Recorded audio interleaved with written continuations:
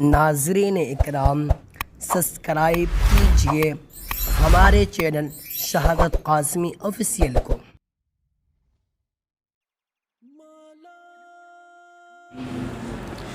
نہیں دیکھا میری آنکھوں نے تجھ جیسا ہنسی کوئی، نہیں دیکھا میری آنکھوں نے تجھ جیسا ہنسی کوئی، نہیں ماں جن سکی دنیا میں تجھ سا محجبی کوئی، مبرہ تجھ کو عیبوں میں جہاں سب کیا پیدا، مبرہ تجھ کو عیبوں میں جہاں سب کیا پیدا، بنایا تجھ کو ویسا ہی جیسا تو نے خود چاہا۔ میرے محترم بزرگوں اور میرے عزیز ساتھیوں، آج میں سیرت النبی صلی اللہ علیہ وسلم کی چند جھلکیاں آپ کے سامنے رکھنا چاہتا ہوں۔ دعا کرے خداوند قدوس سے کہ مجھے صحیح حق بات کہنے اور ہم سب کو اس پر عمل کی توفیق دے۔ سید الانبیاء، خاتم الانبیاء، سرور کونین، سرکار دو عالم صلی اللہ علیہ وسلم کی بچپن سے لے کر وفات تک جوانی اور آپ صلی اللہ علیہ وسلم کا بڑھاپا اور آپ صلی اللہ علیہ وسلم کے اقوال و افعال، آپ صلی اللہ علیہ وسلم کا معاشرہ، آپ کے عقائد، آپ کا رہن سہن، غرض کے زندگی کے ہر موڑ اور ہر گوشہ آپ صلی اللہ علیہ وسلم کی سیرت ہے۔ میرے محترم بزرگوں اور میرے عزیز ساتھیوں، آئیے اس زمانے کا ہم تذکرہ کرتے ہیں جس کو زمانہ جاہلیت کہتے ہیں۔ اللہ کے رسول علیہ السلام کی آمد سے قبل اگر ہم سرزمین عرب کا جائزہ لیں، اللہ اکبر، وہاں کی کیا حالت تھی، اس کو تذکرہ کرتے ہوئے آج بھی رونگٹے کھڑے ہو جاتے ہیں۔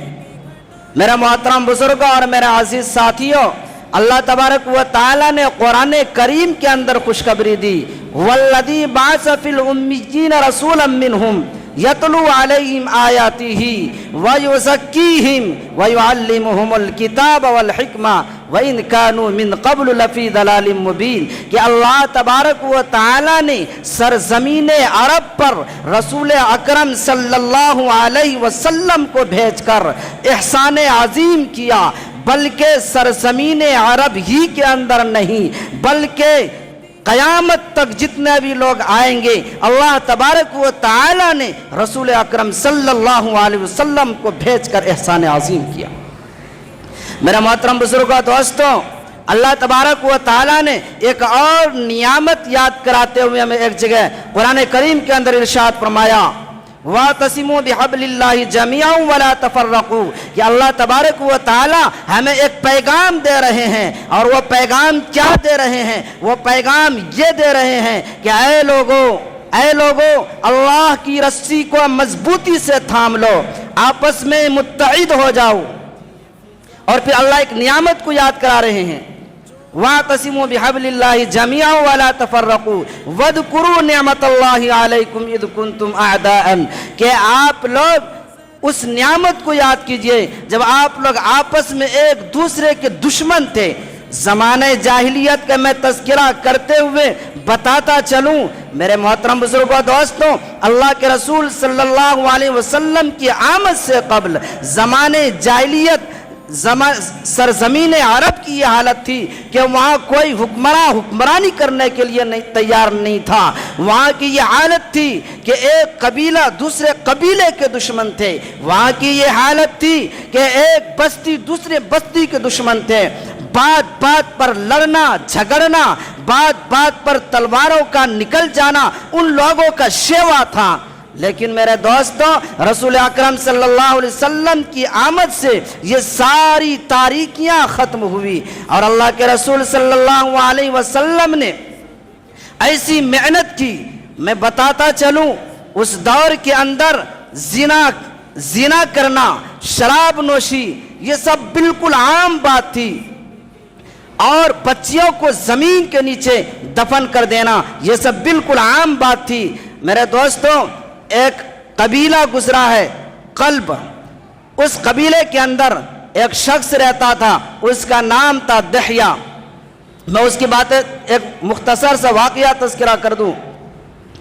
دحیہ اس قبیلے کے اندر جو ان کا پیشہ تھا، ان کا جو پیشہ تھا وہ یہ تھا کہ وہ لوگ بکریوں کو پالتے تھے اور بکریوں کو چرایا کرتے تھے، وہی ان کا جو ہے پیشہ تھا.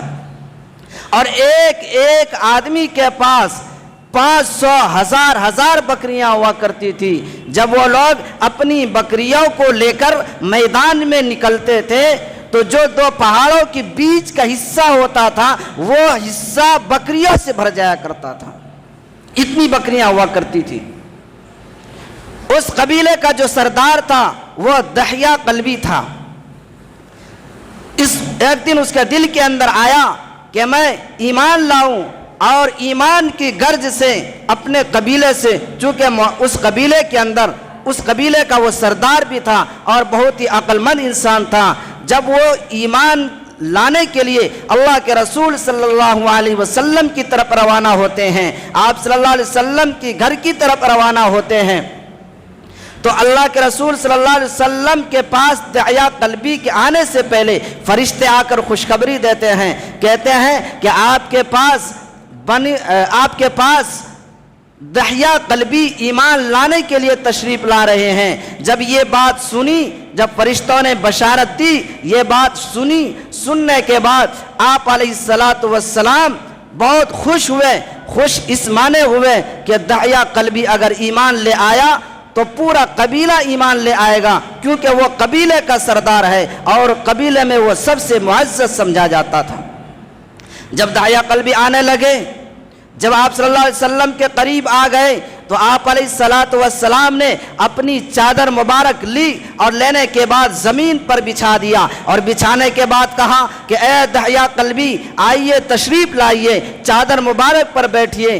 دحیہ قلبی قریب آتے ہیں، آنے کے بعد اس چادر کو سمیٹتے ہیں، چادر کو سمیٹنے کے بعد اس کو چومتے ہیں، آنکھوں سے لگاتے ہیں اور کہتے ہیں کہ اے اللہ کے رسول صلی اللہ علیہ وسلم، مجھ جیسے کمتر، مجھ جیسے گنہگار آپ کے اس بابرکت متبرک چادر پر کیسے بیٹھ سکتا ہے؟ اے اللہ کے رسول صلی اللہ علیہ وسلم، میں اس چادر پر نہیں بیٹھ سکتا، یہ چادر تو سر پہ رکھنے کی چیز ہے، میں تو اس چادر کو سر پہ رکھوں گا اور میں تو زمین پر بیٹھوں گا. دحیہ قلبی زمین پر بیٹھ گئے، اور اس کے بعد دحیہ قلبی نے کہا کہ اللہ کے رسول صلی اللہ علیہ وسلم مجھے ایمان کے اندر داخل کر دیجئے. جب ایمان کے اندر داخل ہو گئے، ایمان کے اندر داخل ہونے کے بعد دحیہ قلبی نے کہا کہ اے اللہ کے رسول صلی اللہ علیہ وسلم، میں ایمان کے اندر تو داخل ہو گیا، کیا میرے پچھلے سارے گناہ معاف ہو گئے؟ اللہ کے رسول صلی اللہ علیہ وسلم نے کہا کہ آپ کے 60 سالہ زندگی کے اندر آپ نے جتنے بھی گناہ کیے ہیں، اللہ تبارک و تعالی نے ایمان لانے کی پاداش میں، ایمان لانے کی بدولت اللہ تعالی نے آپ کے سارے گناہ معاف کر دیے، سارے گناہ معاف کر دیے.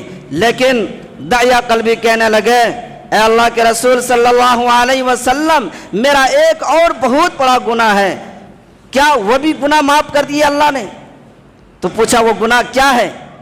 تو دحیہ قلبی کہنے لگے کہ اے اللہ کے رسول صلی اللہ علیہ وسلم، میں معاشرے کا سردار ہوں، میں قبیلہ قلب کا سردار ہوں، اور میرا ایک شیوا رہا ہے کہ میں نے اس ہاتھوں سے 70 معصوم بچوں کو زمین کے نیچے زندہ دفن کیا ہے. کیا اے اللہ کے رسول صلی اللہ علیہ وسلم یہ بھی گناہ ہمارے معاف ہو گئے؟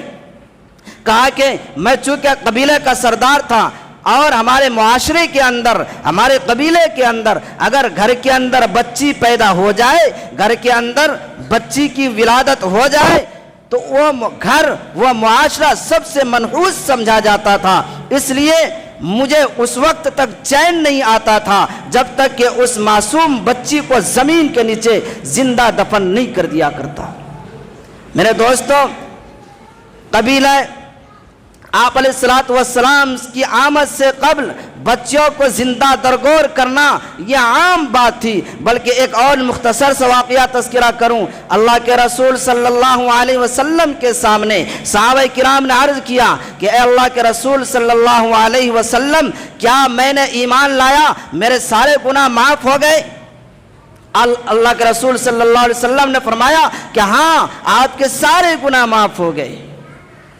उन्होंने कहा, क्या मैंने अपने इन हाथों से मासूम बच्चियों को ज़मीन के अंदर दफन किया, क्या वो भी गुनाह माफ़ हो गए? और फिर वो वाक़या बयान करते हैं कि अल्लाह के रसूल सल्लल्लाहु अलैहि वसल्लम, एक मरतबा मेरी बीवी हमल से थी, हमल की हालत में छोड़कर मैं बाहर चला गया, दूसरी जगह चला गया काम करने के लिए। जब कुछ वक्त के बाद आया तो मैं क्या देखता हूँ कि मेरी आंगन के अंदर, मेरे घर के अंदर एक मासूम कली टहल रही है। एक खूबसूरत हसीन चेहरा वाली बच्ची जिसके चेहरे पर मासूमियत टपक रही है, वो बच्ची माँ के साथ खेल रही है, माँ उनसे बड़ी मोहब्बत करती है। अल्लाह के रसूल सल्लल्लाहु अलैहि वसल्लम, मैं भी बज़ाहिर मोहब्बत करने लगा, लेकिन जब मैं मदीने की गलियों के अंदर निकलता था, जब मैं चौराहों पर निकलता था, जब मैं सड़कों पर निकलता था, लोग मेरी तरफ देखकर इशारा करके कहा करते थे, देखो देखो ये आ रहा है जो ससुर बनेगा, देखो ये शख्स आ रहा है जिसके घर बारात आएगी, देखो ये शख्स आ रहा है जो जिसके घर दामाद बनकर आएंगे, इनकी बेटी की डोली उठेगी। मेरे दोस्तों, सबसे मनहूस इंसान अगर सरजमीन अरब के अंदर समझा जाता था तो उसको समझा जाता था जिसके घर के अंदर बच्ची पैदा हो जाए। तो वो आदमी वो साहबी कहते हैं, अल्लाह के रसूल सल्लल्लाहु अलैहि वसल्लम, मैं मुआशरे के अंदर चलता था, लोग ताना देते थे, मुझसे बर्दाश्त नहीं हो सका। एक दिन मैंने कहा, अपनी बीवी से कहा कि इस बच्ची को आप तैयार कीजिए, इस बच्ची को आप नहलाइए, इस बच्ची को आप बेहतरीन उम्दा कपड़ा पहनाइए। और कपड़ा पहनाने के बाद वो साहबी, वो इंसान पहले ही एक आलात जो ज़मीन को खोदने का जो कुदाल होता है उसको रेगिस्तान के अंदर रखकर आ गया था। उन्होंने कहा कि इसको तैयार कीजिए। जब बेटी तैयार हो गई, तैयार होने के बाद उसने उस बच्ची को पेशानी पर बोसा दिया और बोसा देने के बाद उस बच्ची को गोद में लिया और रेगिस्तान की तरफ चलने लगे। जब रेगिस्तान पहुंच गए, जंगल में पहुंच गए, पहुंचने के बाद वो ज़मीन के नीचे गड्ढा खोदने लगा। चूंकि बच्ची भी बन सवर कर गई थी और उनका बाप भी तेल वगैरह नहा धोकर गया था। जब वो फावला चला रहा था, कुदाल चला रहा था, धूल उसके चेहरे पर लग रहा था। वो मासूम बच्ची अब्बा के चेहरे से धूल झाड़ रही है। वो मासूम बच्ची अपने अब्बा से कह रही है, ए अब्बा जान, आप इतनी क्यों तकलीफ उठाते हैं? आप देखिए किस तरह पसीना बह रहा है, आप इतनी क्यों मशक्क़तें बर्दाश्त कर रहे हैं? लेकिन उस मासूम बच्ची को ये पता नहीं था कि ये गड्ढा जो खोदा जा रहा है ये मेरे ही लिए खोदा जा रहा है। मेरे दोस्तों, वो बाप, वो संग दिल बाप अपनी बेटी को ज़मीन के नीचे दफन कर दिया। उसके बाद अल्लाह के रसूल सल्लल्लाहु अलैहि वसल्लम से कहने लगे, क्या हमारे ये गुनाह भी माफ़ हो गए? तो अल्लाह के रसूल सल्लल्लाहु अलैहि वसल्लम ने फरमाया कि आपके सारे गुनाह माफ़ हो गए। मेरे मोहतरम बुजुर्गों, दोस्तों, मुख्तसर अर्ज़ यह करना है, ये बताना है कि ज़माने जाहिलियत के अंदर जितनी बुराइयां पाई जाती थी, सबसे पहले मैं जिक्र कर दूं बच्चियों को ज़मीन के नीचे दफन करना।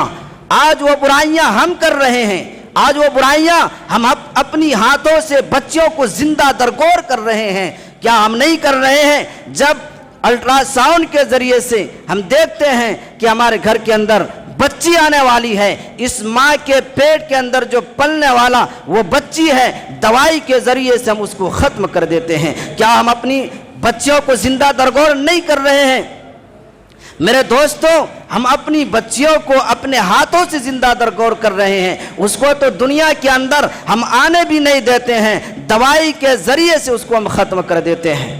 میرے دوستوں نبی اکرم صلی اللہ علیہ وسلم کی سیرت ہے کہ انہوں نے معصوم بچیوں کو جن کو زمین کے نیچے دفن کیا جاتا تھا، اللہ کے رسول صلی اللہ علیہ وسلم نے اس برائی کو ختم کیا، اور ختم کرنے کے بعد عورت کو وہ مقام دیا۔ اللہ کے رسول صلی اللہ علیہ وسلم نے فرمایا کہ یہ عورت گھر کی ملکہ، گھر کی زینت ہے، اور آگے فرمایا یہ والدین، یہ ماں باپ، ان کے قدموں کے نیچے جنت ہے۔ کسی مذہب نے پوری دنیا کے اندر عورتوں کا وہ مقام نہیں دیا جو مقام رسول اکرم صلی اللہ علیہ وسلم نے دیا، جو مقام مذہب اسلام نے دیا۔ میرے دوستو کیا ہم رسول اکرم صلی اللہ علیہ وسلم کو ہم کیا جواب دیں گے جب رسول اکرم صلی اللہ علیہ وسلم کہیں گے میں نے تو اس برائیوں کو ختم کیا تھا لیکن تم نے اس برائی کو عام کیا تھا؟ آج دیکھو ہمارے معاشرے کے اندر بچیوں کو زندہ درگور کیا جا رہا ہے۔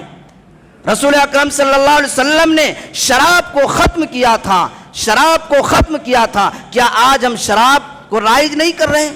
کیا آج ہمارے نوجوان شراب نہیں پی رہے ہیں؟ کیا آج ہمارے نوجوان شراب کے اندر ملوث نہیں ہے؟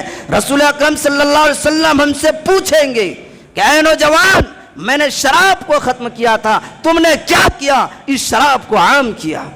اگر رسول اکرم صلی اللہ علیہ وسلم اس امت کی فہرست سے نام کاٹ دے، یاد رکھنا اس کو کئی جگہ نہیں ملنے والی۔